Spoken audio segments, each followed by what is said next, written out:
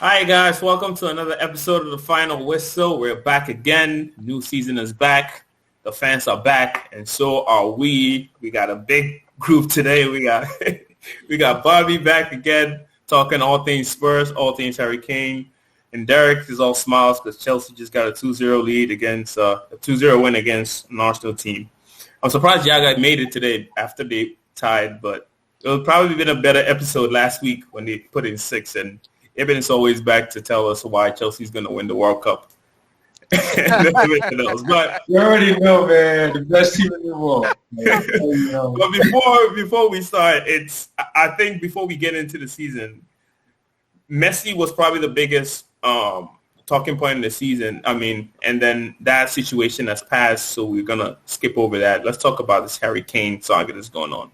But I want Bobby's opinion because as a Spurs fan, I'm sure you love Harry Kane and all the things that he's done.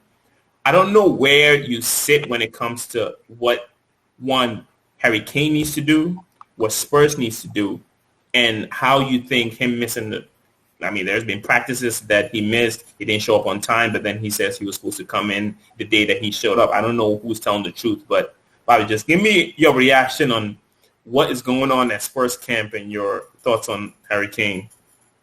So, from what I've learned, Harry Kane said that he had an agreement with Daniel Levy, that gentleman's agreement that he could leave, but that's never actually been talked about until now. And so him showing up late was all on him, and that's a move that he pulled. That was not an agreement that Levy had with him. There is a person at every single club that's a club liaison that deals with players and when they're supposed to show up, and they get them all the shit they need when they're on away trips and all that stuff. So you're going to say that guy inside Spurs and that's his job, he just totally screwed Harry Kane on his own, action. I don't believe that. So a lot of the stuff that's come out of Harry Kane's camp has actually been written by PR companies. And so when you saw that quote after he didn't show up on time to training, he wasn't supposed to show up to training. So when he said he never refused to train, that's true. He was supposed to show up on time for all the tests and stuff that he was supposed to go for before training.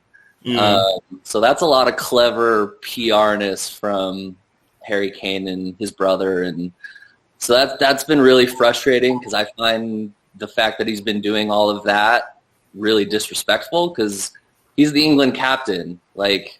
He is a Spurs legend already, and you're going to hire an outside company to kind of cover your ass. It's not my favorite thing. So I have lost a little bit of respect, but that's never going to deter from I will always want him to be a Spur. And I was probably a week, 2 weeks ago, maybe the beginning of July, I could see him leaving and myself being okay with it. But now that we're so close to the end of the window, there's no chance for us to find someone to even try and fill his spot. And so, City is kind of shooting themselves in the foot. We all know he's going to go to City at some point, or that's who's going to try to get him. And they keep waiting and waiting and waiting to make an actual quality offer. And it's frustrating that I keep hearing, people say he should have gone for the 100 or the 125 million that they had offered, but I'll go back to it. He's the England captain. He started every game through the Euros, and he helped that team get to the semifinals. And City just bought Jack Grealish, who is a bench player for the England national team. I don't think he started any game in the Euros, and they paid $100 million for him. So, you have to show the respect for that and give the money that we think he's worth. You have to offer that 150, 160, because England captain to England bench player, there probably should be that difference in value. But it's crazy. So I guess let me get Yaga in here if it's still working. So I guess the question I have is I guess I'll let the other guys go because the question I have for you is I think it's twofold. Do you think that I guess what he did was disrespectful, but do you think as a player, because clearly he's leaving to win trophies, right? That's his that's his motivation. That's what he wants to do. He wants to win trophies. Do you feel like, okay, I guess you've done all you can do for us. We haven't won much with you, or we haven't won at all with you, any trophies. And I understand, like, a player of your caliber, you want to go to City. And I guess what he's doing is justified to, like, I guess, take the money and leave? Or are you you can go as long as the valuation that Spurs have for you is met. If it's not met, you cannot leave. Is that, like, the boat that you're in? Like, it's either pay the money or he stays? Or are you okay, they can pay the money now, but we're a week away from the transfer window shutting, and you're just going to leave the cover bare? You know, like, where do you stand in that? Yeah, I mean, at this point, it's not going to happen. Like, it is, they've waited too long. I don't think it's going to happen. And if, like, going to Harry Kane, like, if he really wanted this to happen, he should have walked into Daniel Levy's office at the beginning of the offseason and said, here's my transfer request. Mm-hmm. But he never did that. And he just kept saying they have this gentleman's agreement. And that's all money-based, which is frustrating because if he hands in a transfer request, he loses money. Mm-hmm. But, yeah, like, that's kind of where I'm at. Like, and I agree with Levy at this point. He can't leave if we don't have someone to cover for him, or at least try to cover him. So it's too late now. It's too late now. But how do we know that he's not going to live? Because remember, last days of, like, transfer window is kind of like deadly. So it's possible down the last day he could just be like, listen, F it. I don't care if I lose any money or not, and then just, like, leave. It's possible. So what's your take on that? I don't know if he would do that because if he was just to straight up walk away, I think that would torch every relationship he had with fans. And you can tell that he really values the status that he has with the Tottenham fans. And that's probably the biggest thing that he values as part of the club is that relationship. And that's why he's hired that PR company as well, because he realized all of the flack that he got from not showing up on time. So he was like, oh, I need to backtrack that a little bit. So, but if he did that, like, I wouldn't be 100% surprised because the transfer window is nuts on the last day. Mm-hmm. But I mean, I don't know if he'd be able to just actually walk away. He could try and hand in a transfer request, but then it does have to be between the clubs to have it happen. So I could see it happening, but I don't think so. So Derek, let me get your thoughts in here, and then Yago, we can get you also in here, and then, like, I guess, I mean, as a neutral, I mean, what do you think about the situation?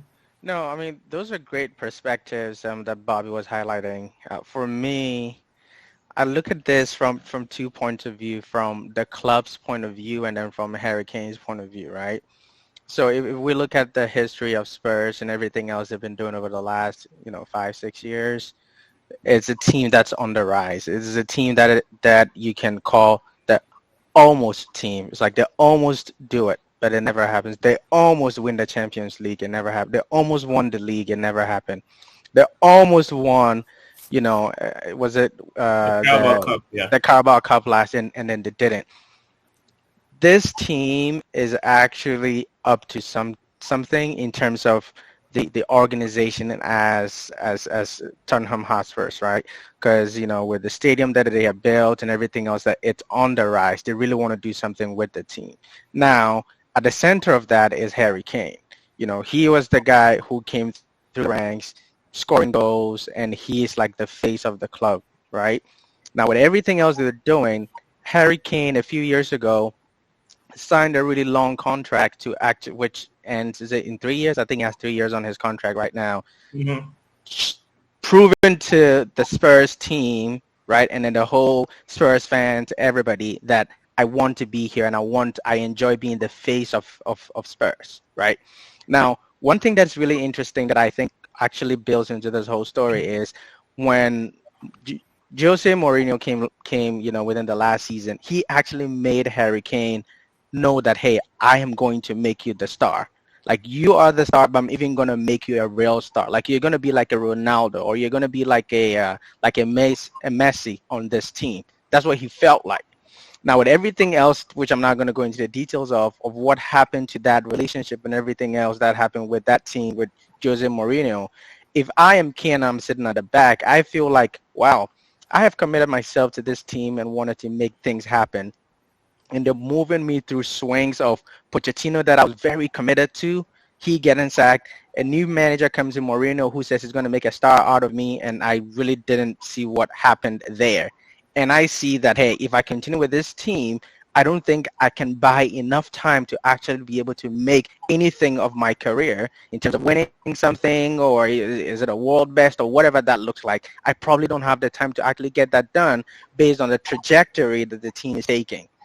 And so he's like, well, then I want an out. I want a place where at least I know I can retire or end football knowing that I have won something. But unfortunately, Spurs are also not going to let you go like that because they want you to be part of the story. If you are not part of the story, we feel like we cannot go in the trajectory that we were looking for. So this is like two bodies of the organization of Spurs knowing that we need Kane to continue in that trajectory because we can't drop the ball. And there is Kane who also feels like I have to buy time because I just can't really achieve much with the 3 years that I have on my contract. Now, if he doesn't leave now, next year, other teams are going to be like, oh, well, I'm going to wait until, his contract runs out so we get him for free. Somebody who has 1 year on his contract, I'm not going to pay at least $100 million for somebody like that. Nobody's going to do that. So now he's trying to force something, right? But the whole process that he's going through just wouldn't work because, like Bob was saying at the end, we don't deal with gentleman's agreement. He should have learned from what happened to Messi a few years ago. It was the same thing. He said, hey, we already talked about this. I already told them that at the beginning of the season I was going to leave. He came back. They were like, no, you're not going anywhere, right? So he should learn from that. There's nothing like a gentleman's agreement now when it comes to these teams because they're all struggling to make money and keep their best players so they can win something, right? So it's unfortunate that Harry Kane finds himself in there, but if I were him, I'll count my losses, stay in Spurs, do my best because I think that Nuno is a great manager. Personally, I think he's astute, one of the top ones. With the caliber of players that he has in Spurs, which I believe is a little bit better than Wolves, he can be able to do something much, much better with the team, right? Maybe next season we can really see something that he can. Maybe the third season is when he can really be able to win something. But guess what? Nuno hasn't also really won anything when he came into the Premier League. So now, if you're a Kane, you're like, okay, how do I see this through? Do I call this quits? Like, it's a dilemma, but it's unfortunate that he finds himself in this situation. That's all he got, And just real quick to piggyback on what he was saying, Harry Kane wants to leave to go win these trophies and everything, which is, respectable. Like, who doesn't want to go and win trophies and win silverware and all of that? But there's an argument that if he were to stay at Tottenham, and even if we didn't ever win anything with him, or maybe we win just a Carabao Cup or something a little smaller like that, there would end up being, like the Sir Bobby Charlton stand at Old Trafford. Like, that would happen with Harry Kane at Tottenham. But hasn't had that happen already, Bobby? Like, if he leaves right now, with all the things that he's done, I would imagine, like, when he retires, he's a... you don't think so? There's like an argument, like it could happen, maybe not. If he stayed, finished his career, it would. Absolutely would. So okay. But the bottom line is he needs to leave on a good term with the fans because if he doesn't leave on good terms, I highly doubt that they're going to push for it. Yeah, and I think there's no going back to that. I feel like if he stays, is the only way he can save his legacy because there's no, I think, like Bobby, you were saying, in July after the Euros, the things he did for England, I think if he had left, I don't think Spurs fans would have been as egregious. Like, I think his legacy would have been sustained. But from now on, with all the things that's happened, if he leaves on deadline day and he leaves the cup of beer, who's your striker outside of him I don't know. It's the Brazilian guy. It's a Brazilian guy, right? Yeah. He one was that on loan Mourinho last got. year. Oh, he was on loan, so he didn't even. So Yeah. he's not even on the team anymore. Nope. So you don't even have a okay. backup. So Son will be your backup. And so like So that's why Levy's not letting him go. That's why Levy's like, nah, And I think like Bobby, you were saying, if they're gonna let him go, you let him go August 1st, not August 30th. Like, you know, like at least you buy yourself time. But at this point, if like even you were saying, if they let him go now, that's a rush sale. Now they gotta scramble and spend money without actually scouting somebody just to spend ridiculous money. And why do you want to leave, right, and go to another English Premier League team? Like, to win trophies. No, but think about it though. It also becomes harder for fans, and then even because Chelsea, we're not going to sell our top player to another. That's why Palmieri No, I know, but this is Harry Kane we're talking about. Yeah, Van Persie left to sell. Van Persie went from Arsenal to United to win trophies. I'm not saying it hasn't happened before. It has, but I'm saying that possibility is already a very difficult thing to work against. It doesn't often happen, right? And so even if Spurs wanted to sell you, it's Man City that it's like you're going to add to a team that is even going to widen the gap between we catching up. You know, but that's the thing. Who's going to do that? Like, think about it. It's personal because the reason why, like in American sports, right? And Bobby, I'm sure you know this. Like when I don't care how many goals or how many points or how many touchdowns you score, you're judged by your championships, right? So you can be scoring as many championships as you want. They judge you by how many championships that you won, right? And if you haven't won anything, it's hard to be judged as the best or elite. Because if you retire, and I think it's less in Europe but it's more in American culture. If you retire and you haven't won a championship, I don't care if you scored 1,000 goals. Nobody cares. Your legacy is not as, it's not up there. And I think that's what he's thinking about, where at least you can have all the numbers and you can have the stand next to you, but when you go home and your trophy cabinet is zero, I'm sorry, but that is not a good omen to look at. So I understand. Now, when he's going there, I'm sure he's thinking, I can go there, score goals, and win trophies. Right. Now, that's kind of like where he's thinking about it. And I think that makes sense. Yeah, totally makes sense. Like, looking at his whole journey from the very start of his career to now, every season at least he finished like top scorer or something like that. And individual accomplishment, he has it all. So to back Lukaku is in, so he's out now. No, nothing for him. We'll find out. He's started, so we'll find out. I mean, Lukaku went back head to head with him, I think, previous seasons, right? So we'll find out. But I think if he should decide to move from Spurs to City with the intention of winning a team trophy, then it's fair. But the end of it all, like, will people like Bobby understand that, hey, he's trying to look out for himself, or is it just because of the attachment that he has? But if you want to look out for yourself, you got to play smart. You don't sign a 6-year contract when you know that, why would you do that? But no, the thing is this. You cannot really blame him, right? So he made a commitment. Why not? Why can't you blame him? Why would you do that? So in support of or in defense of his signature on the contract, I think he was basically signing with the intention that there is a project that would potentially lead to winning championship, especially having. You know what's even crazy about it? There's no release clause in that contract. That's the thing. There's no release clause because release clause is the only thing that gives you an out. So really wants you know what's interesting about this, Derek? I found out that his brother was representing him. I don't know how many clients his brother has, or is he trying to keep the money in the family kind of thing? Or Harry Kane, like, who doesn't put a release clause in there? If you put a release clause that says 120 million, you just paid 120 million and you're out. That's what Haaland did. Haaland knows that he's not going to win trophies in Dortmund. You sign the contract, you develop. After 2 years, 3 years, if it doesn't work out, you leave. Who's advising this man? That's what I want to know. But so maybe his backside group didn't really help, but I feel like with his mind when signing that contract, it was like an intent to basically commit myself to a certain time because there was a project in work. Well, then see you through then. Shut up and see you through. Gentleman's agreement. Daniel Levy's a businessman. You kidding me? Yeah, I mean, you can't. I get final thoughts, Bobby, so we can wrap this up on it.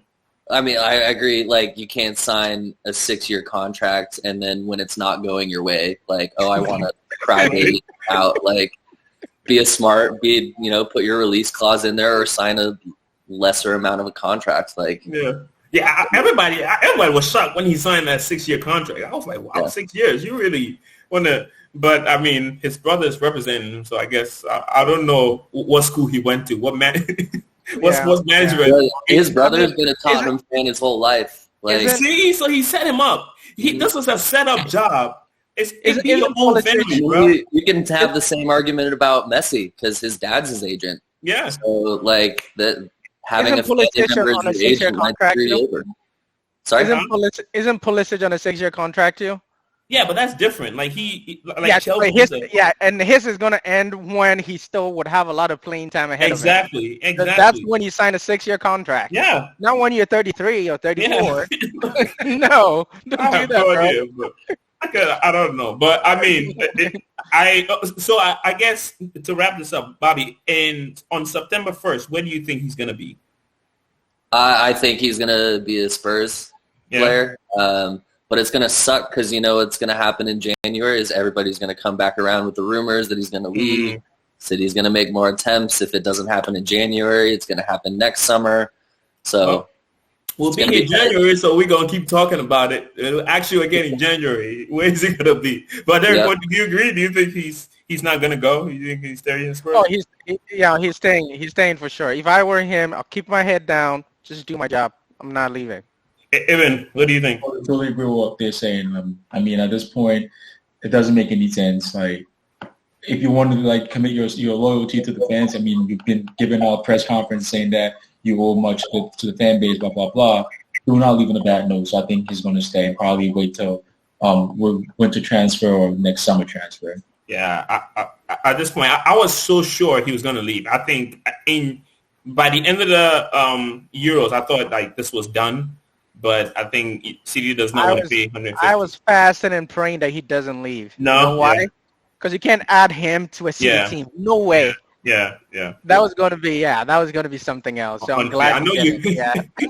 There too. So let's switch, I guess, to the other side of London. And I mean, this Chelsea team that we set up. I'm telling you, a lot of people have been on my neck about this. I have been promoted.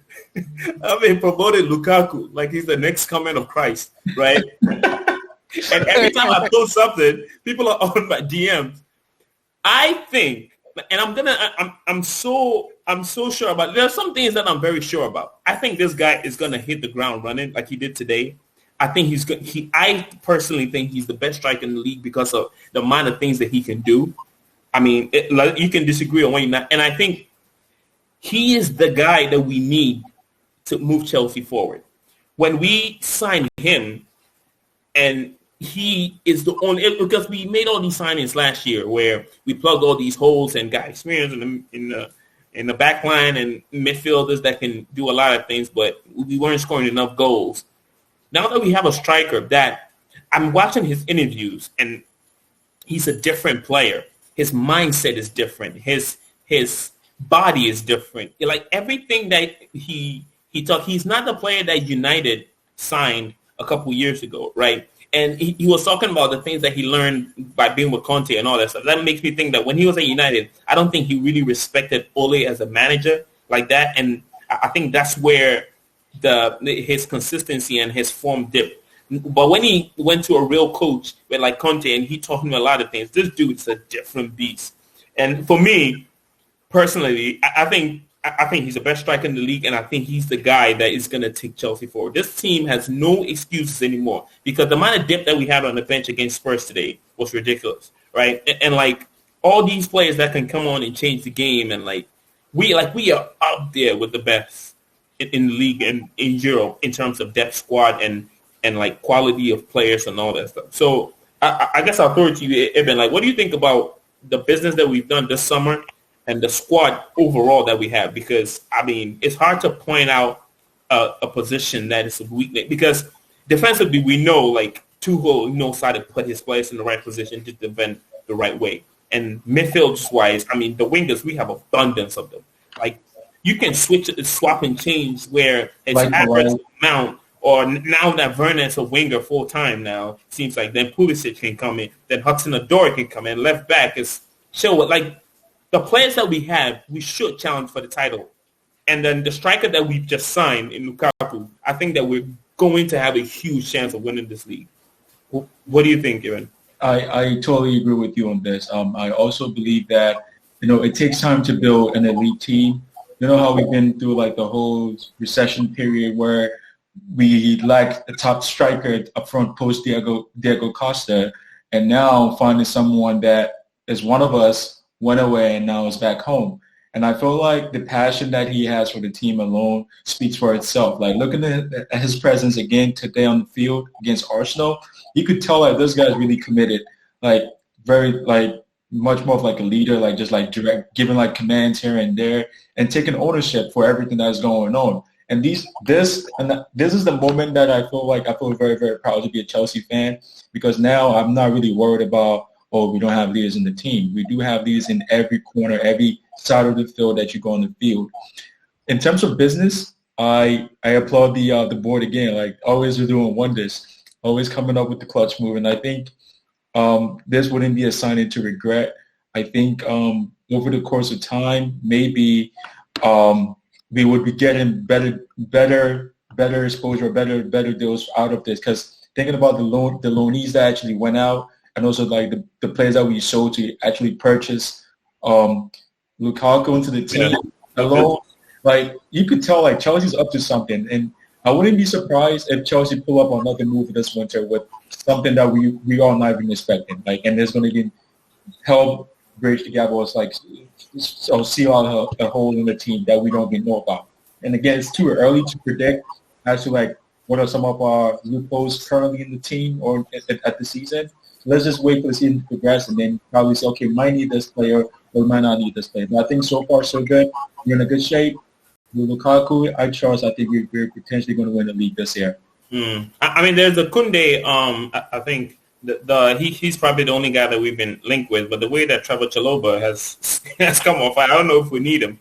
But I mean, it's interesting. I think there's more people to leave than to come in, because there's a lot of players that are looking at it and saying, I mean, they're not going to get playing time. I'm looking at Azuma and the Barkley and all those Drinkwater, all these players that are there to kind of recoup some of the money back. But so Derek, what do you think?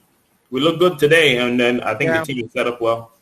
No, for me, I think I mean the Lukaku part is phenomenal. Y'all talked about that. I'm not going to spend too much time on it.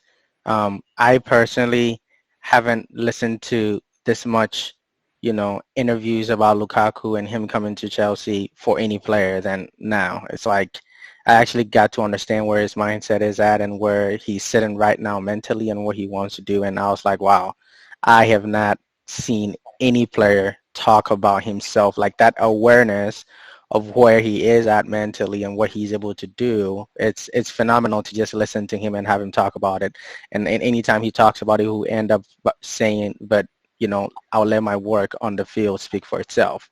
It's amazing, and I can go on and on and on about that. Well, what I was more excited about for Chelsea within this transfer window was the fact that we're able to send some players out. Because for me, I am looking at this in the broader picture of in the near future, what is this team going to look like? And sometimes you got to make the team a little lean so other people would have the opportunity to grow as well. So I'm looking at somebody like, Emerson Palmieri going on loan that releases one person off of that left wing back. So Alonso and Chilwell can actually be tight, and then those two can get enough playing time on that side, right?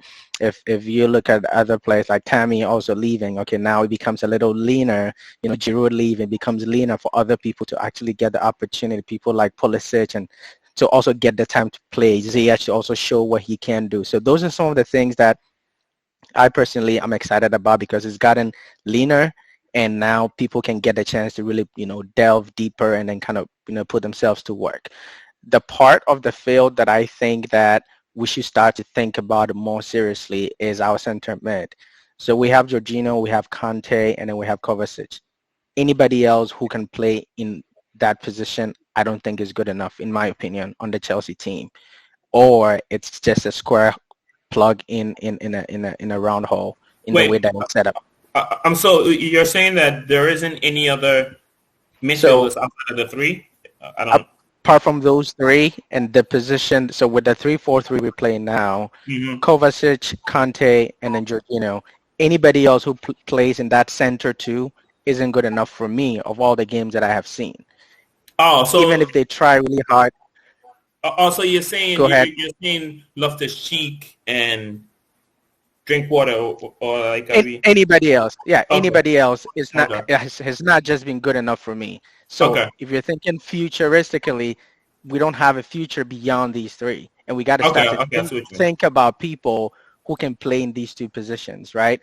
I think Jorginho is great. Kante, phenomenal. The least said, the better.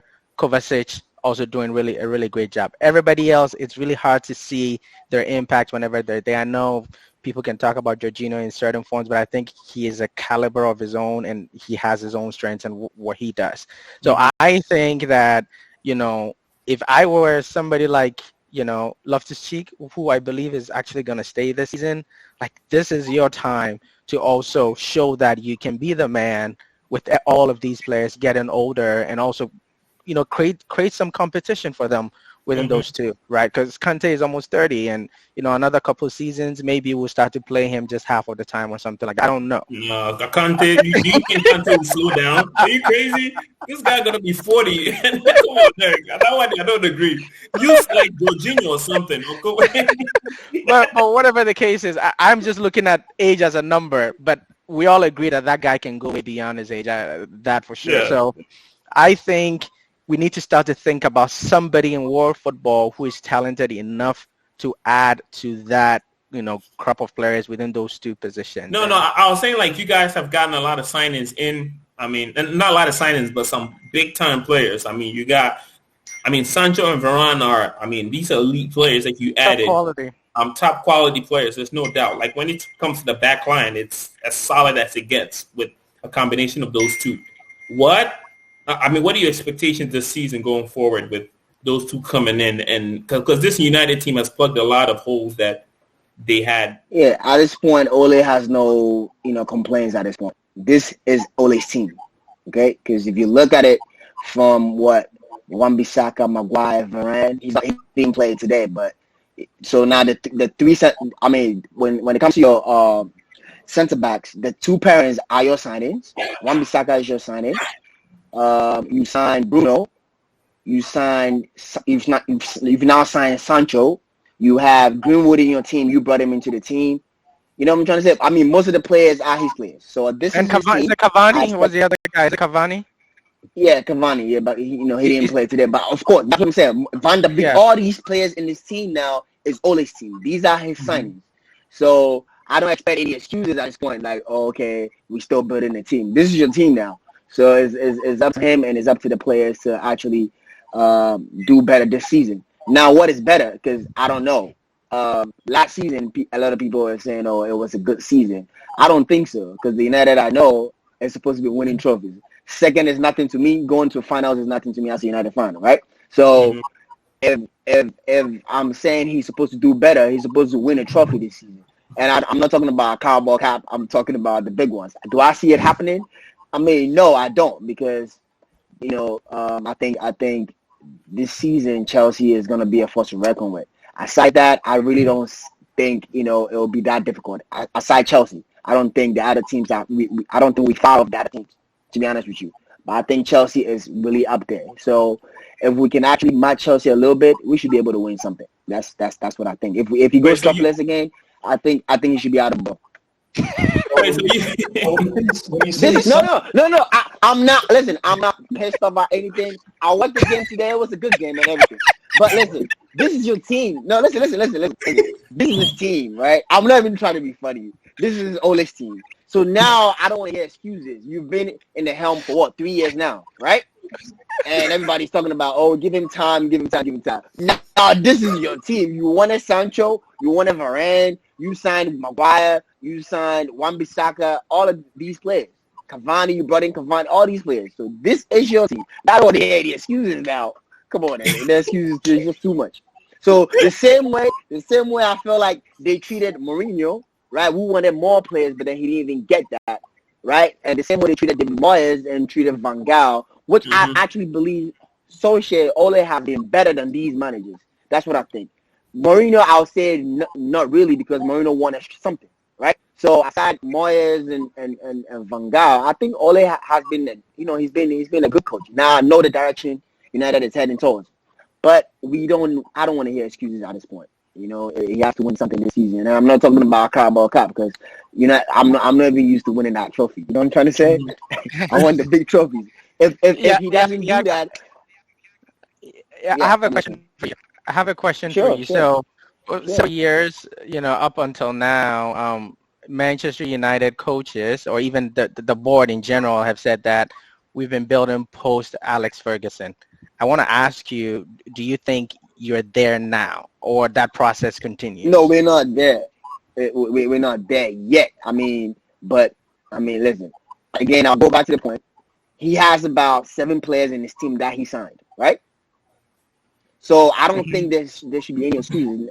So now this is the time. If you build in post Fergie's era, I think he's been given the time. Okay, with all the previous managers we've had, I think they've had time. They've had patience with Ole. So I think this is his time to make it happen. Last season was okay. It was okay because I didn't expect United to be second last season. But then, of course, being second is nothing. It's nothing. Being second is nothing. Nobody's gonna, remember that. It's just you just get a chance to play in Champions League, but it's still nothing. You need to make something impressive this season. Win something, a trophy. Like, you've been to 4 finals. It's not enough. And that tells me. FA Cup, is FA Cup coach, okay? Yeah, I was going to ask Yaga. So Yaga, I'll take FA Cup. Okay. So what is your success? Like, what kind of season does United have to have where you use, like, you know what? I like what Ole did. He did not underachieve with the players and the signings that he had. Like, this was a good season for us, and I'm happy with it. Like, what does it look like? What is it? Top 4 in FA Cup? Is it Champions League, maybe? Like, what's the minimum? Like I don't know how. To me, top 4 is nothing to me, right? And so top 4 is out now. Look at it from this point. Since he's been manager, he's been to 4 finals. Come on. Like, you have to win something. Now, if he wins anything other than the Carabao Cup, I think he's made, a step in the right direction. That would serve as a morale boost for the players as well. And then, we take it from there. Because next season, I think they will probably go in for another striker. I don't know who that is, but I'm sure they'll go for one. Now, if you get that striker and you're still in the helm, now you have absolutely no excuses. Like, you get what I'm trying to say? Because now you built your team. This is your team. And move forward. Just get us a trophy. Get us back to winning ways. That's what I'm asking for. And so I think FA Cup is good. What? If they finish 5th and they get FA Cup, will you be okay? No, of course no. United is almost supposed to be a top 4 team. That's what I'm saying. Listen. Top 4 shouldn't be anything. It shouldn't be an achievement for a club like United. That's what I think. It shouldn't be an achievement. So if we win the FA Cup and you fit, you have to be out of the door. No, nobody's selling for 5th. Nobody wants to be 5th. You know what I'm trying to say? You have to automatically qualify to the Champions League. Now it's going to be difficult. Looking at Liverpool, looking at Chelsea, looking at Man City, it's going to be difficult. But come on, you have to make top 4, Ole. You've signed two good players. Okay, you have to make top 4. So I expect the team to win the trophy this season and just get us back in the Champions League again. And Yaga, we better not exit. And we better not exit the group stages in this Champions League as well. Because that is not good either. But one funny thing is when Mourinho and Moyes and Van Gaal were in the helm, right? I never felt confident watching the game.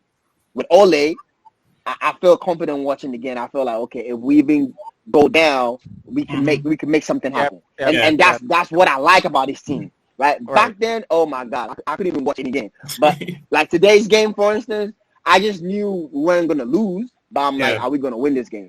And they made something happen. That build, that play. Aside that, they really didn't. After they scored the goal, they were kind of lackluster. They weren't really playing well. I don't know. They should have gone for the win, but I don't know what happened. When Sancho came in, Sancho was the only guy or whatever. I think they were all kind of relaxed, and that's what I don't like about this team. They're kind of inconsistent. You start winning against late leads, which I expected them to win, but you playing Southampton, whatever. You're supposed to, make your presence felt, break the team down, like break teams. When teams are sitting back, find a way to break them. You claim you have creative players in Bruno and Pogba. Now create something. They did that with the first goal. Now do something different. And I'm just excited, to see what's gonna happen. But I'm hopeful this season will be a great season. That's what I think. If it doesn't happen this season, I don't think he should get the sack. But one more season only now. Come on, 4 years now. Now you underachieving. Now that's too much, because I feel like if it was any other coach, the pressure will be on the other coach, right? But now being that is Ole and it's affiliated with United and all that, I think they're being kind of lenient towards him. And he's getting all the players he wants. And I was even surprised how they actually made these signings, because United doesn't do that, right? They made these signings on time and made everything happen real fast. Now, Ole, you have the backing of the club. You have to make something happen. That's what I think.